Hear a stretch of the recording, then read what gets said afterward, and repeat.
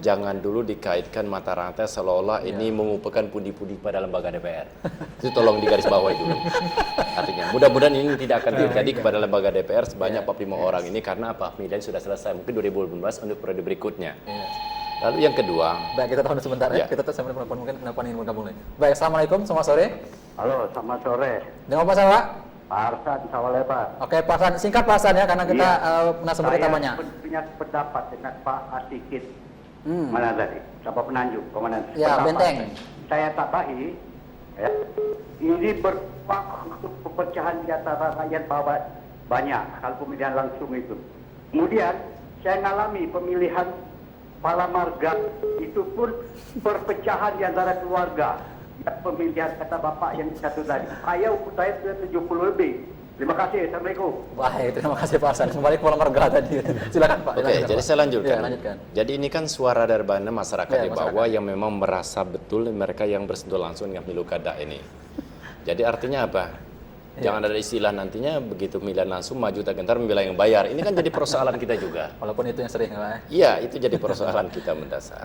Jadi kalau persoalan hak politik, kembali saya katakan, kalau kita sama-sama ingin mengawasi bagaimana proses lembaga yang ada di parlemen sebagai kami representasi kawan-kawan di rakyat, bagaimana proses memberdayakan ini yang lebih penting bagi kita. Artinya kan produk mungkin perlu diatur. Apa undang-undang harus mengatur kita? Soal nanti gubernur mungkin dipilih oleh DPR, lalu kemudian mereka mengangkangi daripada kontrak-kontrak sosial segala macam. Ini kan tugas kita semua. Mengingatkan ya. Nah, kalau dikatakan ini punya tanggung jawab benar lembaga DPR sebagai mitra kerja, betul, iya.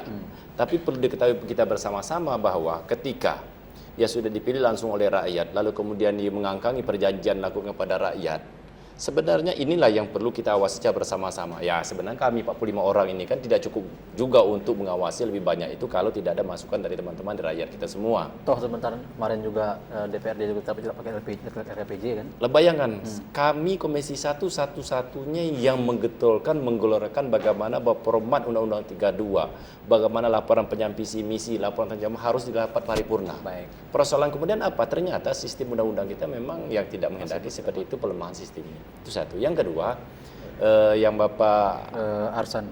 Soal yang pemilihan tadi, ya mungkin pada zaman orde-orde lama, saya pikir atau sebelum wacana undang-undang produk baru sekarang pemilihan langsung ini memang agak berbeda nuansanya.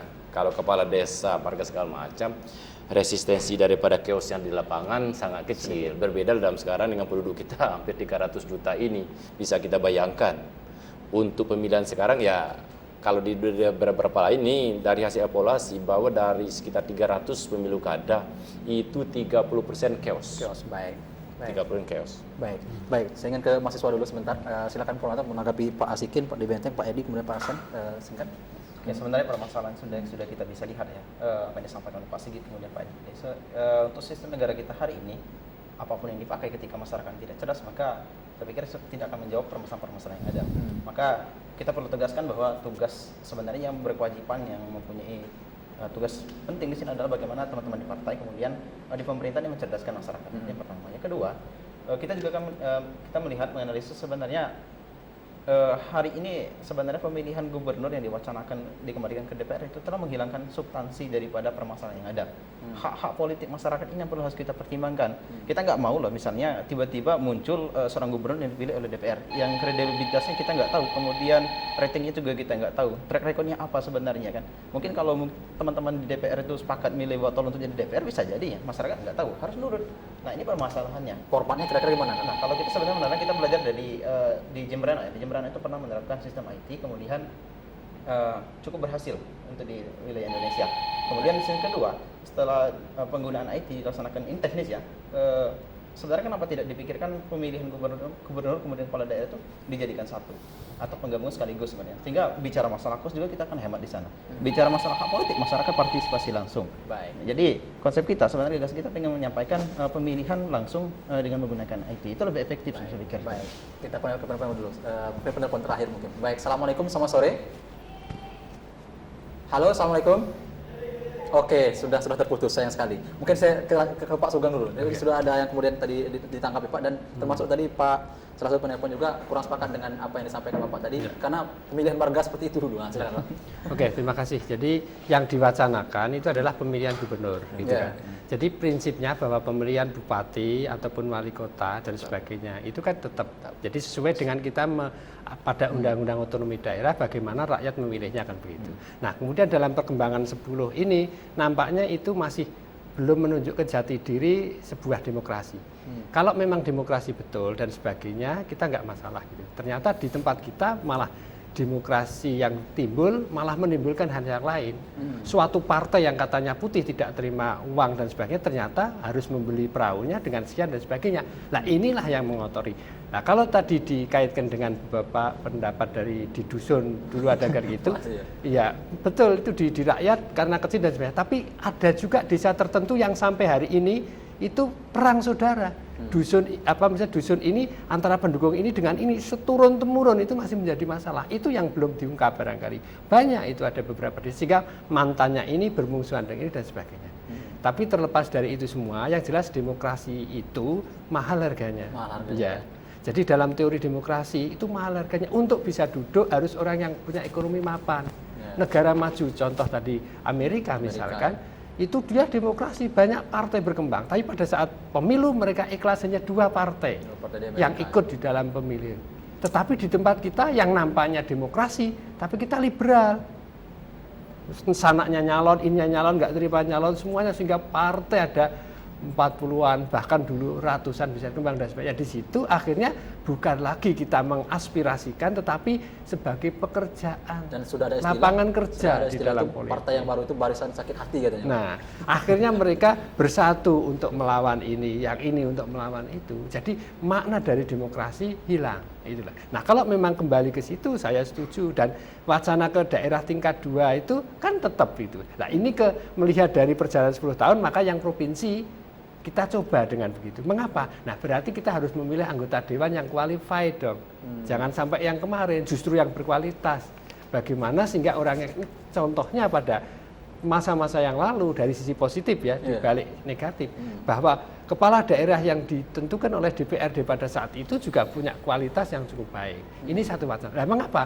Karena di otonomi daerah yang menjadi daerah otonom adalah kabupaten. Itu yang pemilihan langsung. Sedangkan provinsi ibarat itu pun juga mandul, andai kata dilakukan pilihan langsung. Dia tidak punya kekuasaan, tidak bisa merintah bupati. Kalau Bupati tadi nggak mau. di wacana Purwanto bahwa presiden ini memang gubernur yang wakil dari pemerintah pusat, artinya harus dipilih oleh presiden gitu Pak. Ya. Gimana, Pak? Saya pikir itu kita harus bicara sistem politiknya dulu gitu. Kalau itu instansial boleh, tapi ini satu pemerintahan daerah tidak bisa, itu beda sekali. Kalau itu kantor instansial sifatnya, ya tunjukkan gitu. Tapi kalau sifatnya begini, ya kita ingat dasar kita kan, negara kita kan demokrasinya juga dikatakan parlementer tidak mau, tapi namanya demokrasi Pancasila, nah, kan gitu kan. Secara teori nggak ada kan, tetapi dikemas oleh bangsa kita. Siapa yang mengemas? Ya yang duduk di dalam anggota DPR sana. Demokrasi Pancasila adalah seperti ini, seperti ini, seperti ini. Baik, artinya Bapak sepakat dengan konsep, bukan lagi wacana ini sebetulnya sudah di DPR RI, sepakat dengan pemilihan gubernur melalui DPRD, sementara wali kota bupati tetap langsung, gitu Pak ya? Jangan menjebak seperti itu. Dan Bapak pengamat ya? Tapi yang jelas, kalau yang terhormat di sana sudah mempertimbangkan itu kan sekian banyak, saya hanya satu kan. Baik, 5 menit lagi mungkin dialog kita, saya ingin meng-closing gitu kan, masing-masing mendapatkan kesempatan kira-kira. Terakhir mungkin Pak Sesir Rahman dari kawan-kawan DPR sendiri yang kemudian orang di dalam sendiri, kira-kira seperti apa closing statement kita di dialog kita ini?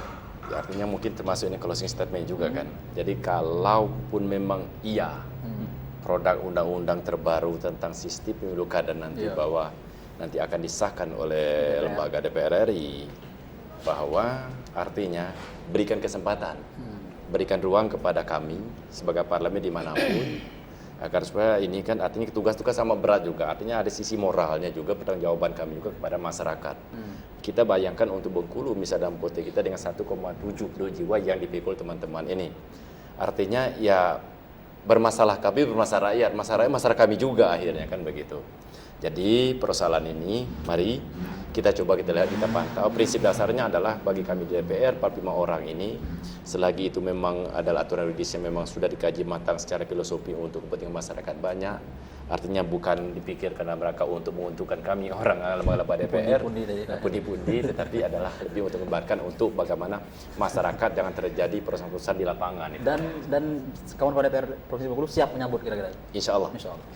Baik, terima kasih Pak Siraman. Kemudian ke Purwanto, teman seperti apa di kawan-kawan GMP?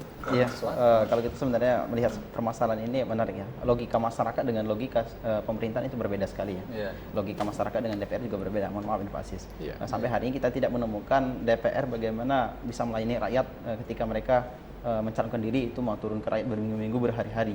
Ketika sudah duduk di pemerintahan maka setahun sekali atau mungkin mau pilkada lagi baru turun. Ini permasalahannya. Artinya sistem ini yang mengakibatkan tidaknya trust kepercayaan masyarakat terhadap pemerintahan kita. Maka kalau kita perlu ditinjau ulang kembali ya. Karena memang kepentingan daripada teman-teman DPR ini saya sampaikan sangat tinggi juga di sini. Artinya kalau tinjau kembali itu belum jelas sikapnya GMP ini kira-kira gimana arahnya Iya, gitu. kita belum jelas menentukan sikap menyatakan sepakat dengan pemilihan gubernur dikembalikan ke Dewan. Karena kalau kita melihat hari ini kredibilitas teman-teman di DPR ini yang kita ragukan.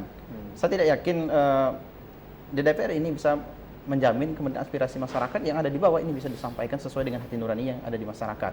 Siapapun DPR-nya hari ini boleh kategorikan kita kalau mau ditanya masyarakat juga akan menjawab jawaban-jawaban yang sama sepertinya. Maka kalau kita tetap akan sepakat untuk meninjau kembali pemilihan gubernur ini untuk dikembalikan ke DPR. Kemudian di sisi lain jangan sampai nanti ketika DPR sudah menetapkan ini loh gubernur kita, ternyata masyarakat tidak mengetahui, kemudian tidak mengenal siapa sebenarnya gubernur kita. Karena proses politik yang berjalan di pemerintahan kita di DPR, di internal DPR itu sangat kok sekali. Kita nggak tahu deal politik berapa uang dikasihkan oleh DPR, kemudian berapa harus dibayar seperti ini. Apa yang terjadi di lapangan? Baik, luar biasa nih Pak Purwanto. Silakan Bung Aji dari LSM dan closing statement-nya 1 menit untuk Pak Intinya Gini gini, juga. Ya.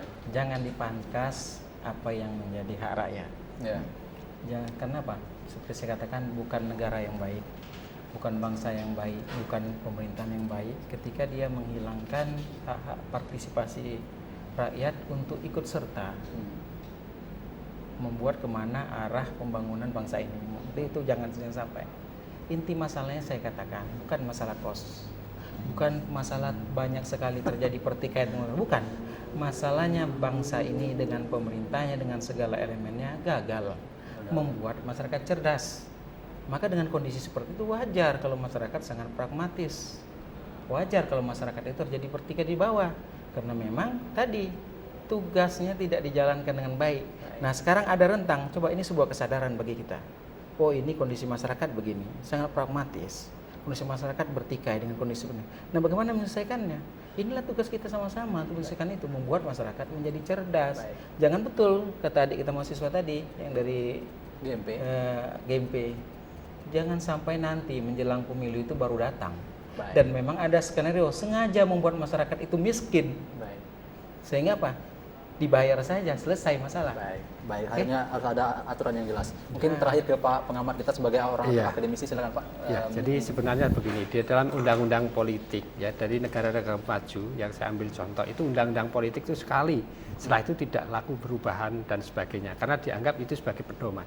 Tetapi di negara kita di Indonesia ini pilkada tidak akan dilakukan menunggu dulu.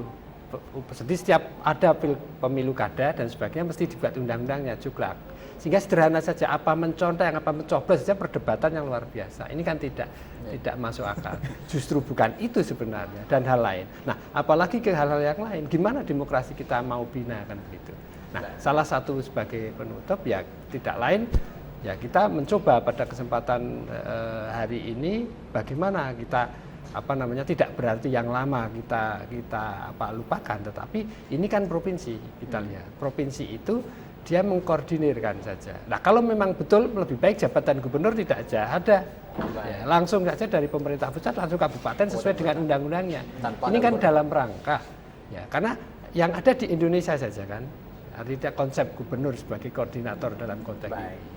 Baik, terima kasih luar biasa pemirsa sekalian yang sudah kita hari ini. Seharusnya ini 2 jam gitu, cuman waktu kita sudah habis. Saya ucapkan terima kasih kepada Pak Sugeng Suwarto selaku pengamat politik yang sudah kemudian hadir bersama kami. Mudah-mudahan dalam ini bisa berbincang lagi. Kemudian juga Bung Adrizal selaku Ketua LSM Bangsa Merdeka, terima kasih juga, dan Bung Purwanto dengan analisisnya yang luar biasa, juara 1 ya Sumatera. Kemudian juga Pak Rahman kita yang memang tadi sudah berikan pendapatnya walaupun sedikit bertentangan antara mahasiswa dan dosen, antara wakil rakyat dengan rakyatnya sendiri. Tapi mudah-mudahan pemirsa sekalian, dialog kita hari ini membawa kecerdasan masyarakat sehingga masyarakat kemudian mampu menganalisa kira-kira yang mana yang paling tepat, dan kita berharap DPR RI kemudian kalaupun ini disahkan bisa kemudian sebelum disahkan bagaimana kemudian sosialisasi masyarakat sehingga pro dan kontra itu bisa diminimalisir. Saya Merian Sori, terima kasih. Assalamualaikum warahmatullahi wabarakatuh. Waalaikumsalam.